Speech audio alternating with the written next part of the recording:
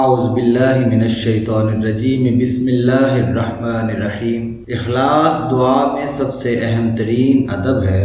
ارشاد رب العزت ہے، قل امر ربی بالقسط واقیموا وجوہکم عند کل مسجد وادعوہ مخلصین لہ الدین کما بدأکم تعودون۔ فرما دیجئے، میرے رب نے انصاف کا حکم دیا ہے اور تم ہر سجدہ کے وقت و مقام پر اپنے رخ کعبہ کی طرف سیدھے کر لیا کرو اور تمام تر فرما برداری اس کے لیے خالص کرتے ہوئے اس کی عبادت کیا کرو، جس طرح اس نے تمہاری خلق و حیات کی ابتدا کی، تم اسی طرح اس کی طرف پلٹو گے۔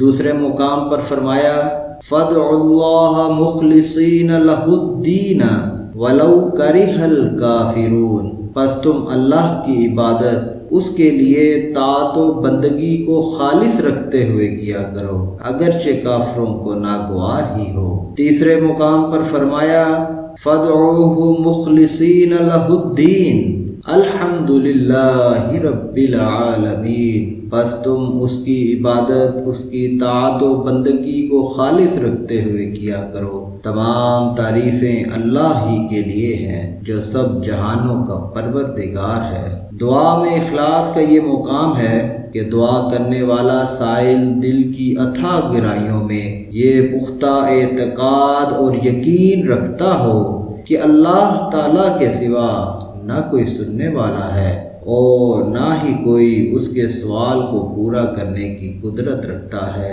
اور ہر چیز اسی کے قبضہ قدرت میں ہے۔